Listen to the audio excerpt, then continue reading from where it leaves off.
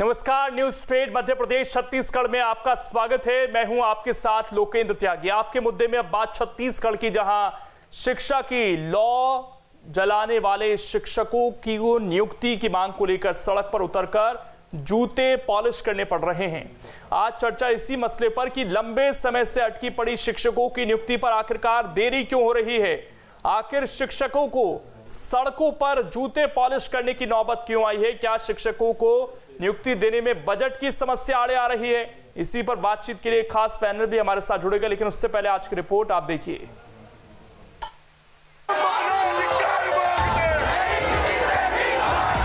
मुंडन करवाते, जूते पॉलिश करते ये कोई पेशेवर नहीं, बल्कि इनका पेशा तो पढ़ाना लिखाना है। लेकिन जब 2.5 सालों से आश्वासन मिलते रहे और पेट नहीं भरा, तो रोजगार के लिए सड़कों पर उतरना पड़ा।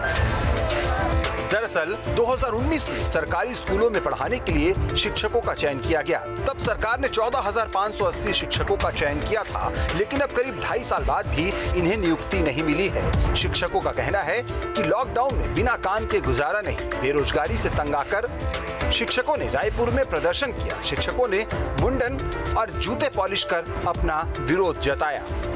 बहरहाल अब इस पर सरकार का क्या कहना है, ये सुनिए। देखो, ऐसा है कि भर्ती की प्रक्रिया तो हुई है, लेकिन स्कूल खुल रहे हैं क्या अभी?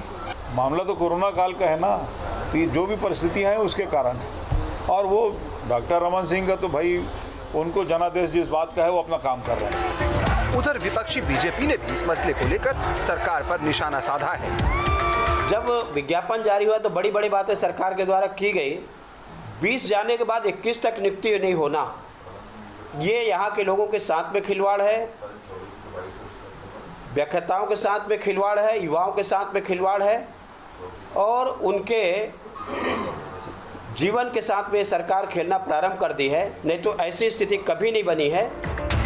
जिनका काम पढ़ाना लिखाना है, अगर उन्हें सड़कों पर उतरकर जूते पॉलिश करने पड़े तो निश्चित तौर पर ये निराशाजनक है। ऐसे में महामारी के इस दौर में शिक्षकों की लंबित मांगों पर गौर कर उन्हें जल्द से जल्द नियुक्ति दिए जाने का रास्ता साफ होना चाहिए, क्योंकि गढ़बो नवा छत्तीसगढ़ के सपने को साकार करने में शिक्षा भी एक अहम कड़ी है। छत्तीसगढ़ में बीएड और डीएड अभ्यर्थियों का प्रदर्शन लगातार जारी है। सिर मुड़वाकर और जूते पॉलिश करके वो बताना चाहते हैं कि हम शिक्षक हैं, हमारा सम्मान कीजिए। वहीं सरकार का ये कहना है कि नियुक्ति प्रक्रिया चल रही है, स्कूल खुल ही नहीं रहे हैं, तो अभी कैसे नियुक्ति हो जाएगी। वहीं विपक्ष का साफ तौर पर कहना है कि 2018 में जब विज्ञापन निकाला था तो क्या ये सब बातें ध्यान में नहीं थी, तत्काल नियुक्ति मिलना चाहिए। न्यूज स्टेट के लिए कैमरा पर्सन टकेश्वर साहू के साथ रायपुर से आदित्य नामदेव। और शिक्षकों के मुद्दे पर चर्चा करने के लिए 3 खास मेहमान इस वक्त हमारे साथ जुड़ गए हैं। डॉक्टर सत्यप्रकाश शर्मा हैं, वरिष्ठ पत्रकार हमारे साथ जुड़ गए हैं।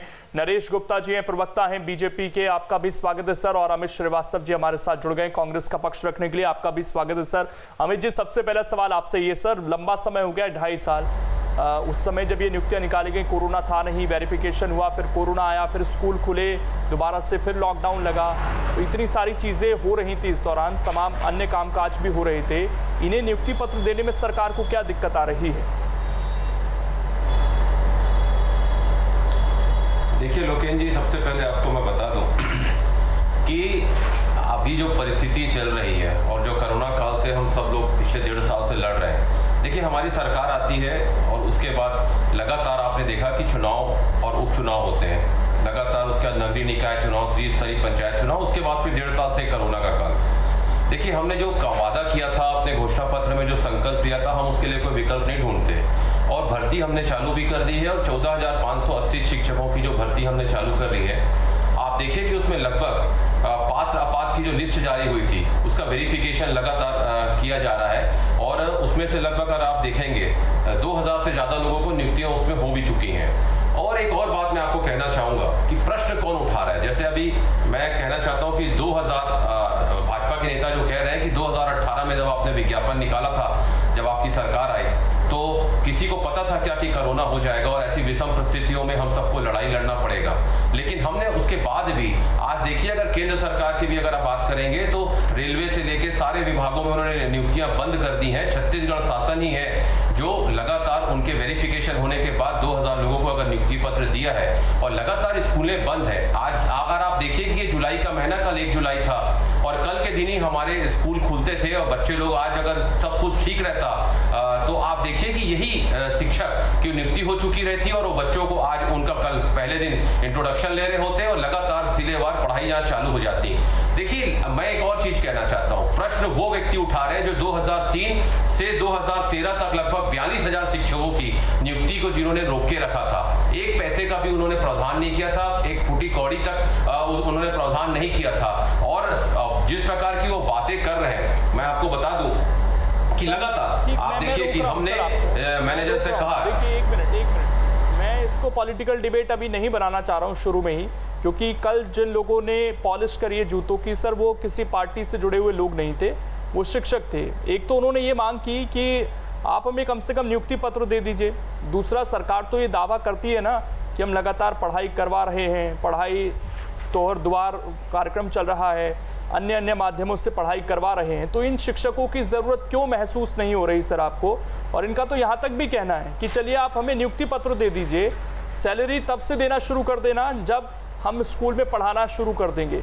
इसका मतलब ये साफ है ना कि आप तब तक चीज़ों को टालने की कोशिश कर रहे हैं जब तक टल जाएं। सरकार के पास शायद इनके लिए बजट नहीं है अभी।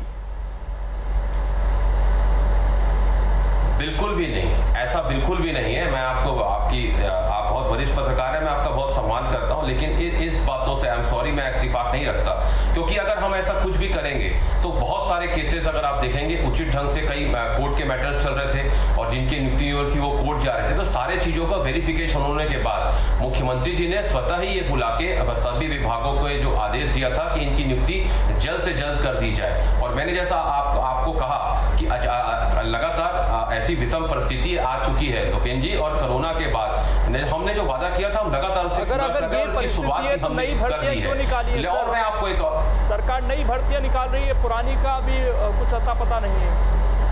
आपने निकाली है ना, ये छत्तीसगढ़ लोक सेवा आयोग ने सहायक भर्ती परीक्षा की दोबारा से निकाली। बिल्कुल आप ठीक कह रहे हैं। देखिए, मैंने जैसा आपको पहले ही कहा कि ऐसा कुछ भी नहीं है कि जैसा आपने कहा कि कोई विषम परिस्थिति है या कुछ फंड की दिक्कत है, नहीं। मैं आपको बता दूं कि कोरोना काल के बाद जैसे जैसे उसकी रफ्तार कम हो रही है, अब हम फिर से नवा छत्तीसगढ़ को जो हमको रफ्तार पकड़ना है, जो गढ़बो नवा छत्तीसगढ़ का हम एक स्लोगन देके चल रहे हैं। और लगातार मैं आपको बता रहा हूँ कि जैसे अब जिलों में कार्यक्रम चालू हो रहा है, इनकी वेरिफिकेशन का काम जो फिर से चालू हो रहा है, बहुत जल्दी इनको नियुक्ति पत्र मिल जाएगी। हमने जो संकल्प लिया हम उसका विकल्प नहीं ढूंढते लोकेन जी, और ये वादा हम लगातार पूरा करेंगे। बस थोड़ा सा समय का जो 2.5 साल हो गया नरेश गुप्ता जी, कोरोना का काल चल रहा है, अभी और इंतजार करना पड़ेगा, लेकिन नहीं करते, सरकार तो ये कह रही है कि आप लोगों को तो बोलने की जरूरत नहीं है, आप लोगों इसका को तो प्रत्यक्ष प्रमाण है वो 2000 नियुक्तियां जो लोगों को मिल चुकी हैं। जी प्रश्न रिपीट कर दीजिए, ब्रेक हो गया था। नरेश जी से पूछा मैंने सर, आपकी बात आ गई। सवाल ये था कि आप प्रश्न रिपीट कर दीजिए प्लीज। नहीं, आपकी बात हो गई सर, नरेश जी से मैं पूछ रहा था सवाल। नरेश जी से सवाल ये था कि आप लोगों को तो सर बोलने का अधिकार भी नहीं है, विपक्ष का ये, कांग्रेस का ये कहना है। ये वही राजनीतिक दल है ना जिसने लोगों का अधिकार छीना था 1975 को। 25 जून 1975 को पूरे देश का अधिकार छीन लिया था, और सिर्फ सारा अधिकार बोलने का, विरोध करने का, विरोध करने वाले को मार डालने का, जेल में डालने का अधिकार सिर्फ और सिर्फ स्वर्गीय श्रीमती इंदिरा गांधी, इनके पूर्ववर्ती नेता को था। ये वही सोच रहे हैं, अभी भी इनकी ये सोच, यही मानसिकता, यही घटियापन, यही प्रजातंत्र विरोधी इनकी सोच है।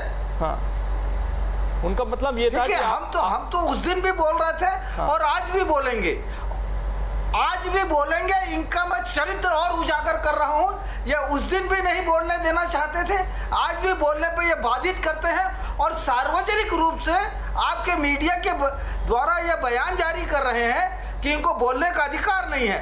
ये हमारे बोलने के अधिकार को, विपक्ष के अधिकार को, जनता के लिए उठाई जा रही आवाज को ये दबाने का प्रयास करते हैं।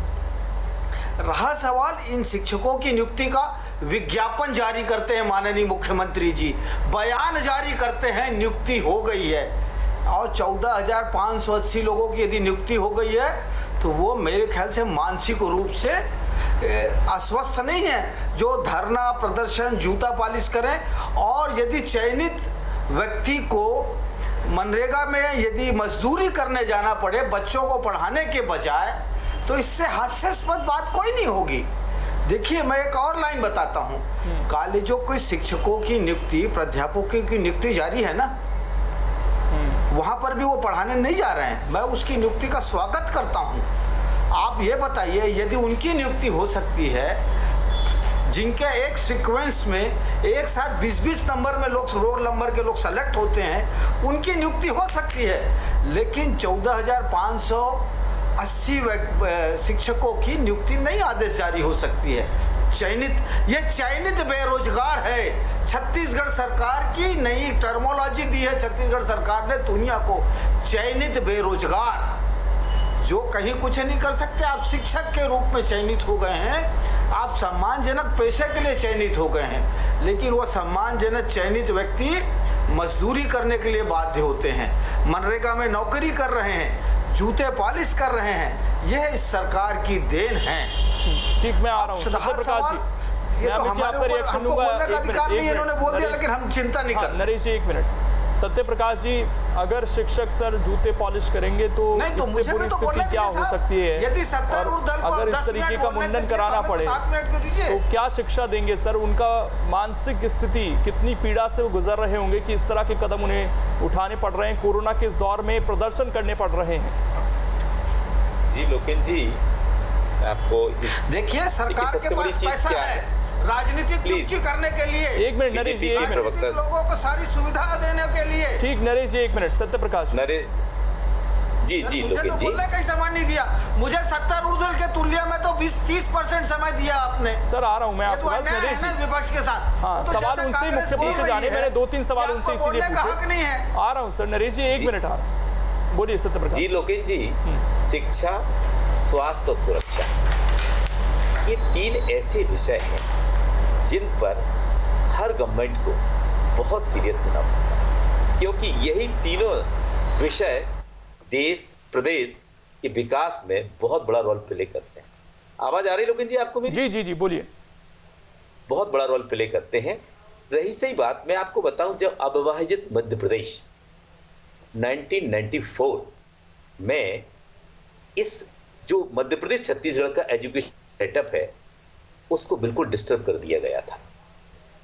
उस समय शिक्षा कर्मी नाम का एक पद आया, जिसने, शिक्षक एक ऐसा सम्मानजनक पद होता है समाज में, ना केवल नौकरी नहीं है, वो एक समाज में सम्मान भी है, उसको कर्मी के रूप में बनाया गया है। उसी दिन से मैं आपको बता रहा हूं, शिक्षा का स्तर इस प्रदेश में, यानी मध्य प्रदेश छत्तीसगढ़ दोनों में गिरता चला गया। एक बात।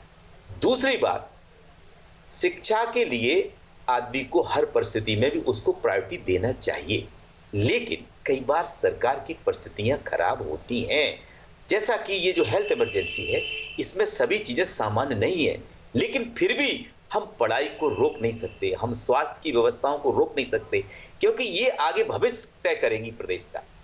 अतः 12,000 शिक्षक जो रह गए हैं, यानी 14,500 में से इन्हें 2,500 तो कर दिए, तो वो 12,000 भी कर देना चाहिए, क्योंकि सरकार ने जब 2018 में इलेक्शन मैनिफेस्टो में ये चीज मेंशन की थी कि हम प्रदेश में बेरोजगारी हटाने का काम करेंगे, और जैसे ही सरकार आई उन्होंने बहुत अच्छा काम किया कि सीधी 14,500 पोस्ट एजुकेशन डिपार्टमेंट में शिक्षकों की निकाली। ये बेहतरीन काम है, सरकार बधाई की पात्र है। जैसा कि अमित जी ने बताया, बिल्कुल बात सही है, लेकिन कई राज्यों में भी नहीं हो रही है भर्तियां। लेकिन अगर छत्तीसगढ़ अपने आप को बहुत अच्छा राज्य समझता हूं, मैं भी जानता हूं कि छत्तीसगढ़ ने कुछ स्टेप ऐसे लिए हैं जिनको पूरे देश ने अडॉप्ट किया है, और कोरोना की लड़ाई में भी छत्तीसगढ़ वाकई बहुत अच्छा काम किया है। बेरोजगारी के क्षेत्र में भी जब मनरेगा की बात हो तो छत्तीसगढ़ ने बहुत अच्छा काम किया है, लेकिन एजुकेशन डिपार्टमेंट में जो समाज की रीढ़ है, समाज के विकास की रीढ़ है, उस पर क्यों फोकस नहीं है। दूसरी बात, जो भाजपा की तरफ से एक बयान, कांग्रेस की तरफ से जो बयान आया है कि अभी कोरोना काल है तो अभी कौन सी पढ़ाई हो रही, पढ़ाई तो अभी भी होती है, क्योंकि ऑनलाइन तो क्लासेस चल ही रहे हैं ना, कि पढ़ाई एक सतत प्रक्रिया है, ये कभी रुकती नहीं है, ना तो विकास रुकता है ना पढ़ाई रुकती है, ये सतत प्रक्रिया है, इसको होने देना चाहिए, वही सरकारें अच्छी होती हैं। तो मेरा तो यहाँ ये मानना है कि सरकार को जो एजुकेशन डिपार्टमेंट के में लोग जाने वाले हैं, क्योंकि उनका भविष्य वहां तय करेगा। क्योंकि कोरोना काल में लोगों को, जो मध्यम वर्गीय हैं, लोअर मिडिल क्लास हैं, उनकी स्थिति बहुत खराब है। वो पाई के लिए मोहताज हैं। जो आदमी 2 साल पहले सिलेक्ट हो चुका हो और उसको अपॉइंटमेंट ना मिले तो उसकी स्थिति क्या हो रही हो, वो तो पॉलिश करेगा ही, वो तो बुरी से बुरी स्थिति से गुजरेगा। हो गई है उनकी, ये करना पड़ेगा, उन्हें भी अपना घर चलाना है। मेरा सवाल ये था अमित जी कि अपना दर्द बयां किया था टीएस सिंहदेव ने। 30 जून 2020 का ट्वीट है सर, सभी बेरोजगार शिक्षा कर्मियों, विद्यान्विताओं, प्रेरकों और अन्य युवाओं की पीड़ा से मैं बहुत दुखी और शर्मिंदा हूं। जन घोषणा पत्र के माध्यम से जो वादा आपको किया था, मैं उस पर अटल हूं। यही विश्वास दिला रहा हूं कि सरकार प्रयास कर रही है, हम आपके साथ हैं और रहेंगे। अब 30 जून को भी सर 1 साल पूरा हो गया, अब 2 जुलाई हो चुकी है, लेकिन अभी भी हाथ खाली हैं उनके। और एक बड़ा सवाल जो बीजेपी उठा रही है कि पोस्टर छप गए, वाहवाही लूट ली, तो ये लोग आखिरकार सड़कों पर क्यों हैं फिर, अगर भर्ती हो गई तो? लोकेन जी, सबसे पहले तो भैया हमारे बहुत ही सम्मानित भाजपा के प्रवक्ता नरेश भैया अभी कह रहे थे आपातकाल तक पहुंच गए थे। शायद अगर भैया घोषित आपातकाल की बात करते, 7 महीने से जो किसान बैठे अगर उस पर बात करते, थोड़ा बेहतर होता। ये तो वही बात हो गई कि साहेब की सियासत का इतना सा फंसाना है, बस्ती भी जलाना है और मातम भी मनाना है। आप देखिए कि लगातार जो 15 सालों तक जो अपनी भर्ती को बंद रखे, एक फूटी कौड़ी नहीं दी, और आज आके टीवी पे ये कहते हैं, जो शिक्षा कर्मियों की आंखों में लगातार 15 साल धूल झोंकते रहे, सत्ता और शिक्षा कर्मियों के संविलियन की प्रक्रिया को प्रारंभ नहीं किया। हमने 14,580 शिक्षा कर्मियों का विज्ञापन निकाला, 2,500 लोगों को हमने नियुक्ति पत्र दे दिया, और सवाल कौन उठा रहा है? जो 15 सालों तक जिन्होंने उनके पर ध्यान नहीं दिया। लेकिन जैसा सत्यप्रकाश भैया कह रहे थे, मैं उनकी बातों से इत्तेफाक रखता हूं बिल्कुल, कि हमने जो वादा किया था, हमने जो संकल्प लिया था, हमने जो घोषणा पत्र अपना बनाया था, हमने उसमें एक भी विकल्प हम नहीं ढूंढ रहे हैं। और ये प्रत्यक्ष प्रमाण है कि अगर 2,500 लोगों को नियुक्ति पत्र मिल गई है, वेरिफिकेशन, पात्र उस पर पूरी फॉर्मेलिटीज चल रही हैं, और मैं आपको बता दूं बहुत जल्द, शीघ्र अतिशीघ्र उनको नियुक्ति पत्र मिल जाएगी। शीघ्र कब होगा अमित जी? 1 साल तो उस ट्वीट को हो गया। जिस प्रकार से नरेश भैया कह रहे थे कि लोकतंत्र, मैं एक चीज 10 सेकंड चाहूंगा लोकेन जी, ये लोकतंत्र की बात कर रहे थे, लोकतंत्र और भारत के संविधान में इनका विश्वास नहीं है। चुनी हुई सरकारों को एक लगातार गिराए, तार करते हैं, और वो लोग अगर आके आपातकाल की बात करते हैं और लोकतंत्र की बात करते हैं, तो बड़ा दुख का विषय है कि और जोर जोर से चिल्लाना, देखिए this is not the correct way. मैं एक चीज कह रहा हूं, आप अपनी बातों को रखिए। यह आपका चैनल बहुत लोकप्रिय चैनल है, बहुत लोकप्रिय चैनल है। 1 मिनट, इस चीज की पीड़ा नहीं हो रही है कि आप लोगों को, जो अगर शिक्षकों को शू पॉलिश करने पड़े, मुंडन करवाना पड़े, अगर कोरोना की 3rd वेव आई, 4th वेव आई, 5th वेव आई, भगवान ना करे आई, तो ये इसी तरीके से बेरोजगार रहेंगे सर? इसका मतलब तो ये है कि सरकार ही मान रही है कि पढ़ाई ठप है, हमें जरूरत नहीं है शिक्षकों की इस वक्त। बिल्कुल भी ऐसा नहीं है। देखिए, मुख्यमंत्री जी ने तुरंत अधिकारियों को बुला के कहा था कि क्या बोलते, तुरंत इनका आदेश निकालिए। और जिस प्रकार आप देखिए, उसके बाद फिर 2nd वेव, जिस प्रकार से वो वज्रपात पूरे देश पे पड़ा, और क्या स्थिति थी। और आज मैंने जैसा कहा, मैं बड़े सफाई आपको बड़ी प्रामाणिकता के साथ कह रहा हूं कि अगर 2,500 लोगों को हमने नियुक्ति पत्र दे दिया है, तो बाकी लोगों को भी मिल जाएगा, शीघ्र अतिशीघ्र मिल जाएगा। इसमें कोई किंतु परंतु नहीं है, अपनी बात रखना चाह रहे थे, जल्दी से अपनी बात रखिएगा सर, समय दे रहा हूं, शिकायत मत कीजिएगा। जिन्होंने 15 साल उनका ध्यान नहीं रखा, तब पीड़ा होती है। देखिए, ये तो मैं जल्दी में आ जाता हूँ, मुझे पर्याप्त समय नहीं दोगे? बोलिए जल्दी, समय नहीं है। आपसे मेरा रिक्वेस्ट है, मैं बार बार कहता हूँ, देखिए आपको बता दो, एक भ्रष्ट अधिकारी स्वास्थ्य विभाग और शिक्षा विभाग का प्रभारी सचिव है। सचिव बनाया ऐसे व्यक्ति को है जो चार्जशीटेड है, जिसके खिलाफ चार्ज फ्रेम हो चुका है। वह व्यक्ति क्या सरकार चलाएगा और सरकार की क्या सोच होगी साहब?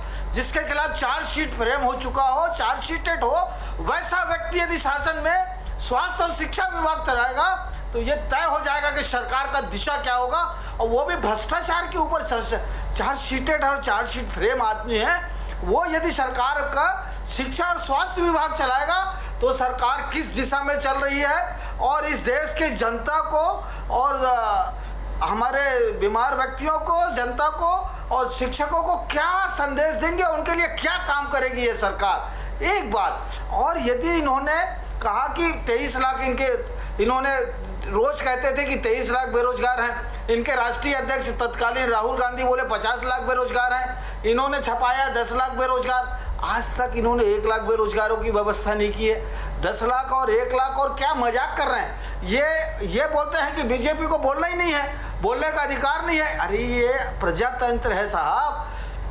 प्रजातंत्र है, प्रजातंत्र में काम करने दीजिए। आप तो एसीबी जब एक जगह जाती है ना 2 घंटे 3 घंटे में सारा चीज इन्फॉर्म कर देते हो।